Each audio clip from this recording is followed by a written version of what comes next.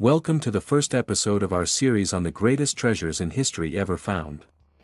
In this video, we will explore 7 of the largest treasures ever discovered, treasures that have become true myths and legends over the centuries. Some have been discovered and recovered, others are still missing, but all are objects of fascination and mystery for history and adventure enthusiasts around the world.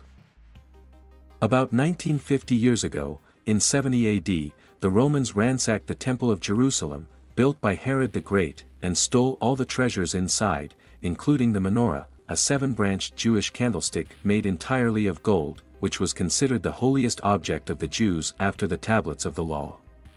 According to Professor Robert Garland, we know that the Menorah was taken to Rome because it is depicted on the frieze of the Arch of Titus, located near the Colosseum. Some sources claim that the Menorah was later placed in the Temple of Peace in Rome, which was destroyed in 191 AD, and from that moment on, its fate is unknown. About 1950 years ago, in 70 AD, the Romans plundered the Temple of Jerusalem, built by Herod the Great, and stole all the treasures inside, including the Menorah, a 7-branched Jewish candelabrum made entirely of gold, which was considered the holiest object of the Jews after the tablets of the law. According to Professor Robert Garland, we know that the Menorah was taken to Rome because it is depicted on the frieze of the Arch of Titus, located near the Colosseum. Some sources claim that the Menorah was subsequently placed in the Temple of Peace in Rome, which was destroyed in 191 AD, and from that moment on, its fate is unknown. As early as 1216, King John of England was so hated that he was called Bad King John, after previously being known as Lackland for not receiving lands like his brothers. After signing the disastrous Magna Carta, he decided to flee his enemies, taking with him some of the crown jewels of England. However, something went wrong during the journey, and the baggage containing all the treasures was lost. It is not known whether the jewels sank in the muddy waters of the Wash, on the border between Norfolk and Lincolnshire, or whether they remained in the palace. The Scepter of Daggerbert, a Frankish king from the Merovingian dynasty, was one of the most precious jewels of the French crown. Made of solid gold for Dagobert's coronation in the 7th century, it was kept in the Basilica of Saint Denis until 1795 when it disappeared without a trace. It is believed to have been stolen, and its current location remains a mystery. The Medici family once possessed a large yellow diamond that was said to weigh around 138 carats.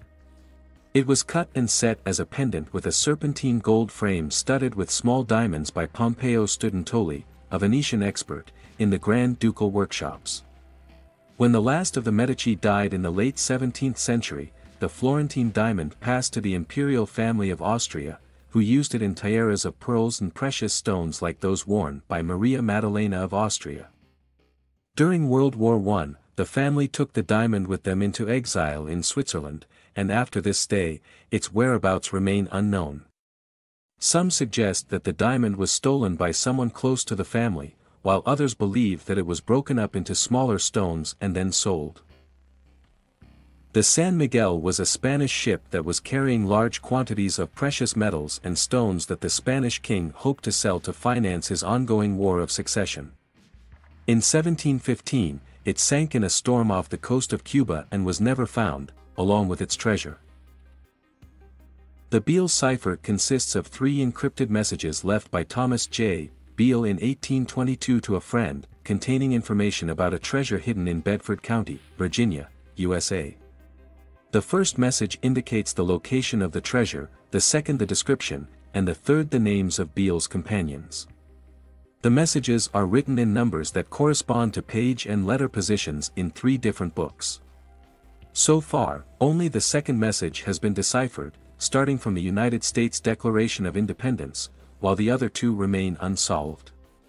The Beale Cipher is considered one of the greatest unsolved cryptographic mysteries. And that concludes our first episode on the biggest treasures in history. We hope we have given you an idea of how vast and wonderful the world of treasure hunting is, and we invite you to come back for the next episode where we will explore the remaining 7 treasures, including some of the most sought-after and famous ones ever. Don't forget to leave a like and comment below and subscribe to our channel so you won't miss the next episode of our series on the biggest treasures in history ever found.